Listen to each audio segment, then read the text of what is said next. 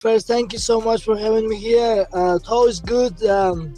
Like I said, if something I can cut it off, but I don't need to cut it off. Merab Dvalishvili has shut down the swirling rumors surrounding his health, firmly denying any injury concerns. The bantamweight contender made it clear that he's operating at peak condition, dismissing speculation and reaffirming that he's in the best shape of his career as he eyes his next octagon appearance. Earlier this week, Dvalishvili posted a video showing what looked like a toe injury sustained during a sparring session at the gym. The footage quickly sparked concerns about his physical condition and availability for upcoming fights. Why you break my toe, my friend? That was you. You kicked me in the head, broke your toe. That's your fault. Yesterday. It's okay. I'm gonna cut it off. It happened today. This guy broke, yeah. This guy was witness. Let's go. In addition, Ben Askren weighed in on Merab Dvalishvili's mindset, highlighting the Georgian's relentless approach to fighting and training. He pointed out that Merab isn't the type to be concerned with injuries, pushing forward regardless of physical setbacks. Askren likened his intensity to that of a honey badger, constantly bringing the pressure without hesitation. According to him, Merab's injuries are simply the result of his all-out, high-paced style that never lets up. This isn't the first time that Merab has shared an injury going into a fight. What do you make of it, Ben? Merab, he doesn't give a damn. He's like, did you ever enjoy that video about the honey badger? You've seen that, right? Yes, I have. Oh my gosh, that's like Merab. He's like a freaking honey badger. He doesn't give a shit. He just wants to bring the heat all the time. That's a little bit like Mitchell Messerbrink. Like Mitchell could be like, hey, let's show up and do a nice light workout. And then all of a sudden, 4 minutes later, you're just brawling. And you're like, what happened? And he, like that's what Merab does. He just goes hard all the time. I freaking love it. The one thing I think about Sean O'Malley, and this is why it's like, I didn't like the fact that Merab said he was not super motivated, was that, in wrestling too, I don't need to beat you by points if I can pin you, right? Yeah. I don't need to beat you in a 5-round fight if I can knock you out. And Sean O'Malley is one of the few guys at that weight class that can put people down on a semi-regular basis. Echoing that, Merab Dvalishvili addressed the toe injury talk during his appearance on Michael Bisping's podcast, putting concerns to rest. He confirmed that the toe is fine and not causing any issues in training or performance. Brushing it off with humor, he made it clear that the minor setback hadn't impacted his focus or momentum heading into his next challenge. First, thank you so much for having me here. Toe is good. Like I said, if something I can cut it off, but I don't need to cut it off. It's good. No, don't bother me. However, Daniel Cormier offered a more cautious take on Merab Dvalishvili's injury situation, suggesting that some things are better kept under wraps. While a toe injury might seem minor for a fighter who doesn't rely heavily on kicks, Cormier emphasized that it's a different story for someone whose game is built on wrestling. In his view, even a seemingly small issue can become a real problem when grappling and pressure-heavy movement are central to a fighter's strategy. Remember last time he had staff and he was showing off the staff? He's everybody was concerned, like, yo, this dude needs He doesn't give a shit. I mean, but at some point, right, you got to keep those injuries to yourself. I mean, really? You think so? I really do, man. I really believe you got to keep them to yourself. Because here's the deal. Maybe, and you and I can really attest to this. Okay. A toe might seem like a small deal for a guy that doesn't kick that much. But it is a big deal for a guy that has to wrestle without a shoe. Meanwhile, reflecting on the fact that Conor McGregor once had to withdraw from a fight due to a toe injury, Merab Dvalishvili kept it respectful, but made his stance clear. While he acknowledged that he couldn't speak on McGregor's specific experience or pain, he downplayed the situation from his own perspective, stating it doesn't matter to him, as Merab still has 9 other toes ready to go. I mean, I don't want to comment about Conor McGregor's toe because I don't know exactly the pain and the situation, but my toe, I still have 9 other toes, and it was fine. Perfect answer. That's perfect. So I don't need my little toe. I've got 10. Yeah, good for you.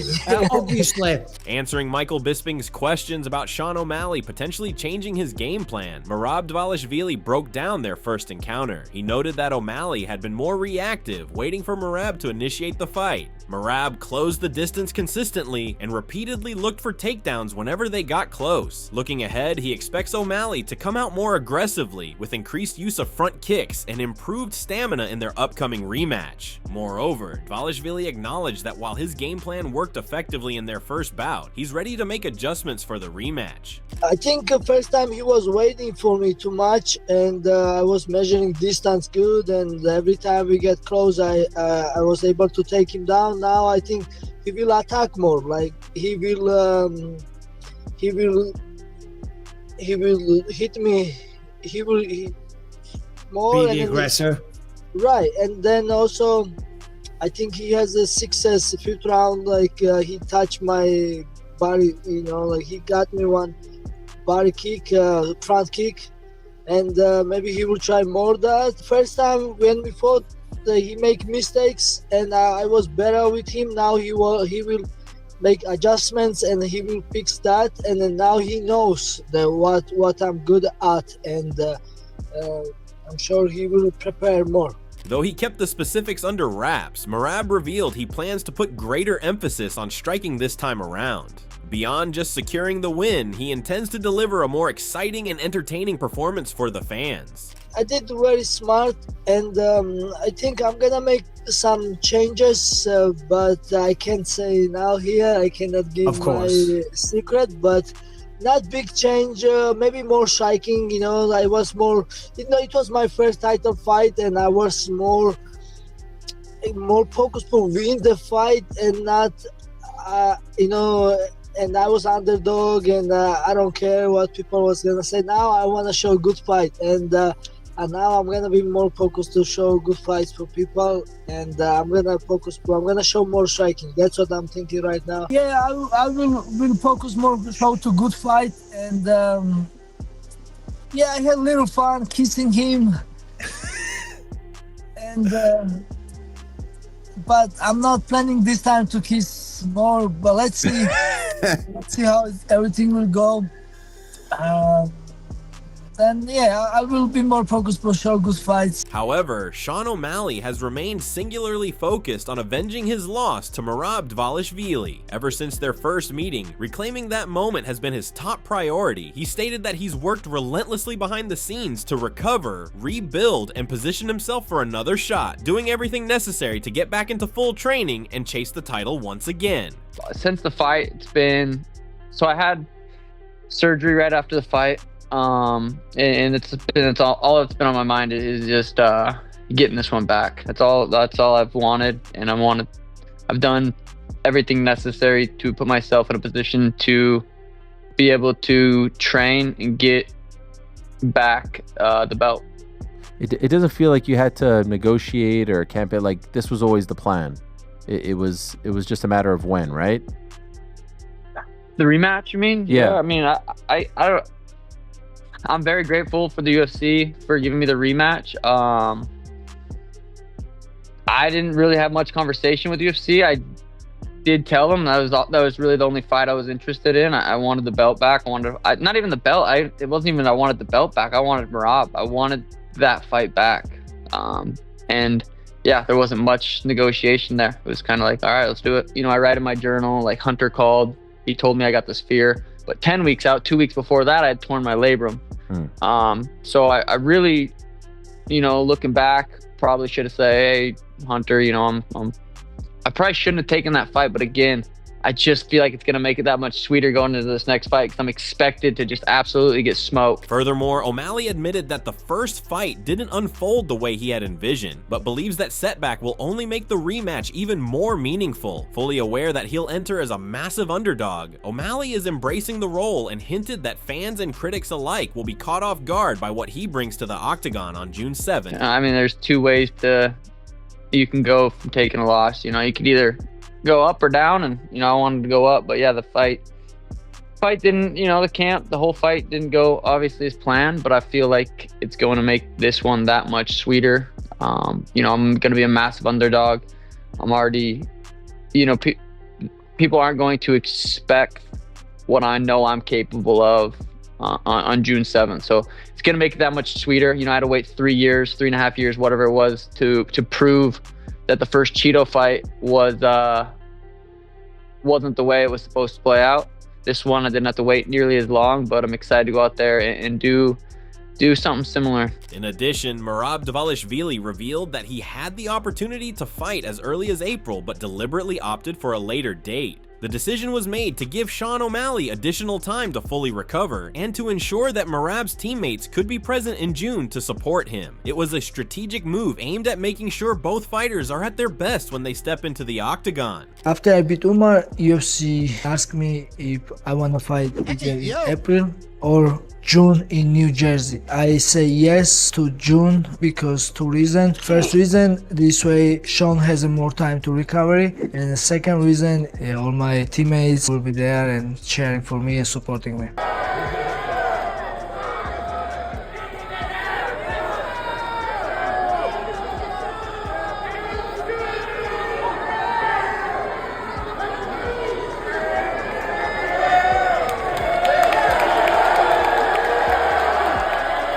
I am even more humble and more focused and more motivated. But it's,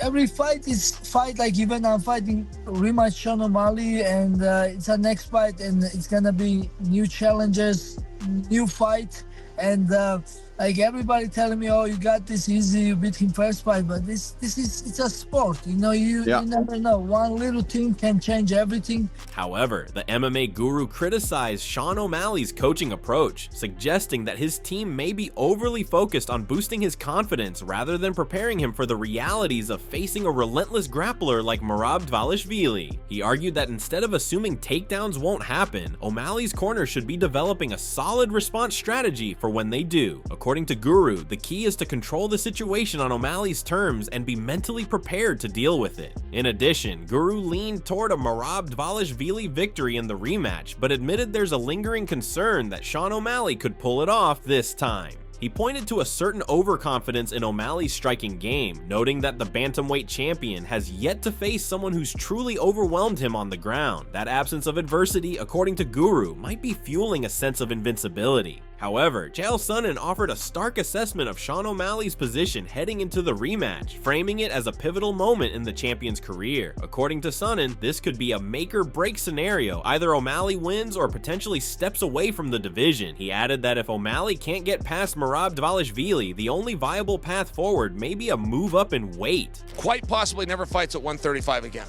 The only path for Sean O'Malley forward, just so he doesn't get in that terrible spot, I'll use Rich Franklin, I say it as respectful, but Rich was so good, but he had an Anderson problem. Rich could beat everybody up badly, except for Anderson. And, Max ended up there with Volkanovski. Like, sometimes this happens, and this will be Sean's last shot at Merab. They're not going to go to a part 3. And if he can't get around Merab, he's going to have to go up to 145, and that's a big prediction. Sean O'Malley is our sport's biggest star. When the biggest star is having to start worrying about job security, you have something interesting. And so it is a very different question. How bad does O'Malley want to beat Merab? I believe that O'Malley wanted to beat him the first time, and I believe it's because he wanted to hold on to his world championship, and I think he liked that money and that prestige. But that is not the same thing. It's just not.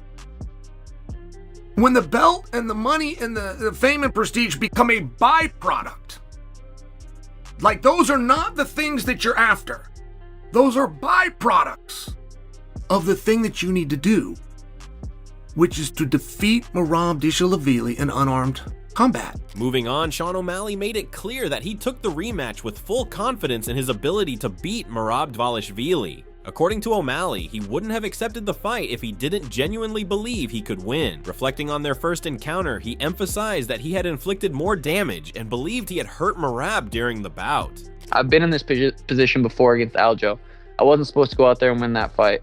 So I feel like this is a very similar position, and I know I'm capable of beating Merab. I wouldn't want this rematch. That last fight wasn't, it was close in a sense, and it wasn't. The second and fourth round were the rounds he won. He dominated those rounds. I won on the judges' scorecard the 3rd and the 5th round.